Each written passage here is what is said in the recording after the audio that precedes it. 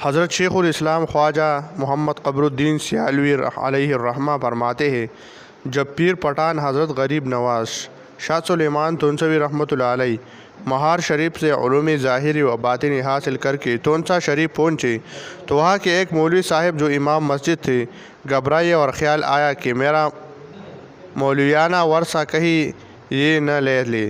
آپ کے پاس مناظرہ کے غرض سے حاضر ہو کر سوال کیا، بتاؤ ایمان کی کتنی رکن ہے؟ آپ نے اشارہ کر کے فرمایا، 2 تیرے ایمان کی، ایک ڈوڈا روٹی کا اور دوسرا پیالہ پانی کا۔ مولوی بیچارہ ہفتوں تک طنز کی صورت میں کہتا رہا، دیکھو مسلمانوں، ان کو ایمان کے ارکان بھی نہیں آتے اور صرف روٹی پانی کی طرف ہی خیال ہے۔ آپ نے مولوی صاحب کے ایک آنے والے حال کی طرف اشارہ فرمایا، لیکن وہ بیچارہ کیا سمجھتا۔ الحاصل وہی مولوی صاحب زیارت حرمین شریفین کی ارادہ سے روانہ ہوئی، بحری جہاز پر سوار تھے۔ طوفان آیا، کسی پہاڑی سے ٹکرا کر جہاز پاش ہو گیا۔ مولوی صاحب ایک تختہ پر رہ گئے۔ وہ تیرتا تیرتا کہیں دور قدرتی خداوندی سے کنارے جا لگا۔ چند روز کا بھوکا پیاسا بے حس و لاچاری کے عالم میں جنگل کا راستہ لیا۔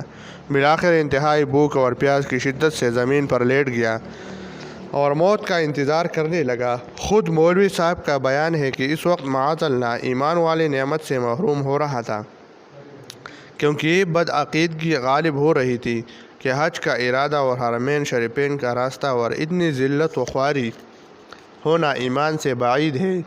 اس قسم کا کفریہ کلمہ منہ سے نکالنے ہی والا تھا کہ اچانک حضور غریب نواز پیر پٹھان تشریف لے آئے۔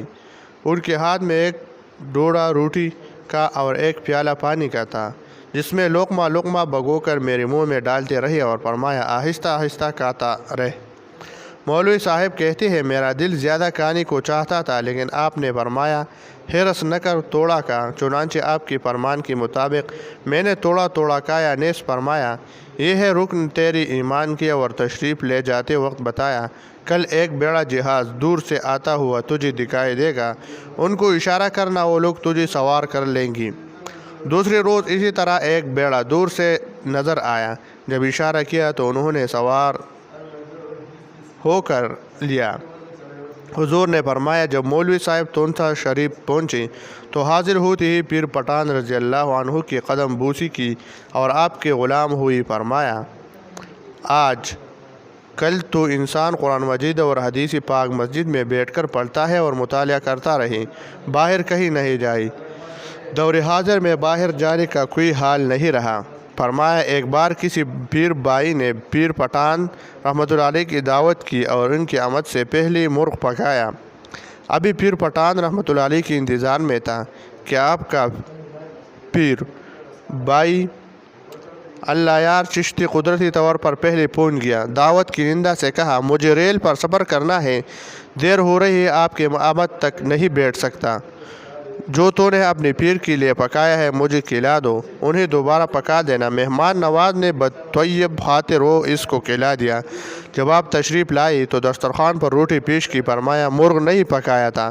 عرض کی، پکایا تو تھا، لیکن اللہ یار چشتی صاحب تشریف لائے تھے، روٹی اور مرغ ان کو کھلایا۔ فرمایا، بہت ہی اچھا کیا۔ دوست کے ہاں اسی طرح بے تکلف ہو کر کھانا چاہیے، اور جتنا قدر کہ دوست کو کھلانے کی وسعت ہو، اس قدر خود بخود کھا لیا جائے، تب بھی جائز ہے۔